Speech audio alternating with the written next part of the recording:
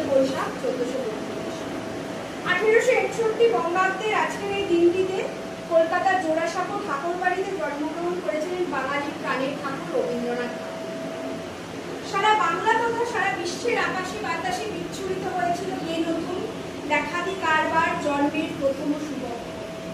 সবার জন্মের প্রতিক্ষণে ক্ষণে রবীন্দ্রনাথের উপস্থিতি। তাই তো বাঙালি তথা বিশ্ববাসী ভক্তির অঞ্জলি দিয়ে রবীন্দ্রনাথ ঠাকুরকে বসিয়ে রেখেছেন হৃদয় সিংহাসনে। আত্মবিস্মৃত বাঙালি জাতির তিনিই আত্মপরিচয়। তার সাহিত্যের সঞ্জীবনী ধারায় বাঙালির জীবন প্রবাহ এগিয়ে চলেছে। রবীন্দ্রনাথের জন্ম 1861 সালের 7ই মে কলকাতার জোড়াসাঁকো ঠাকুর পরিবারে। পিতা মহর্ষি রবীন্দ্রনাথ ঠাকুর এবং মাতা সারদা সুকৃতি দেবী। তার পিতা ছিলেন একজন প্রখ্যাত বাঙালি সমাজ সংস্কারক। ছোটবেলা থেকেই কবির একটি বদ্ধ পক্ষে পড়াশোনার ক্ষেত্রে মন বসত না। জোড়াসাঁকো ঠাকুর বাড়িতে বা কলকাতার বাগান বাড়িতে প্রাকৃতিক পরিবেশের মধ্যে ঘুরে বেড়াতেই তিনি স্বাচ্ছন্দ্য বোধ করতেন। 1901 সালে তিনি পশ্চিমবঙ্গের শান্তিনিকেতনে ব্রহ্মচার্যাশ্রম প্রতিষ্ঠা করেছেন, যা পরবর্তীতে বিশ্বভারতী নামে পরিচিত। তিনি প্রাচ্য ও পাশ্চাত্যের সৌন্দর্যকে খুব সুন্দরভাবে একত্রিত করেছিলেন। ভাষা, সংস্কৃত ও ভূগোলকে ছাড়িয়ে তার কথা আজও বিশ্বজুড়ে প্রতিধ্বনিত হচ্ছে।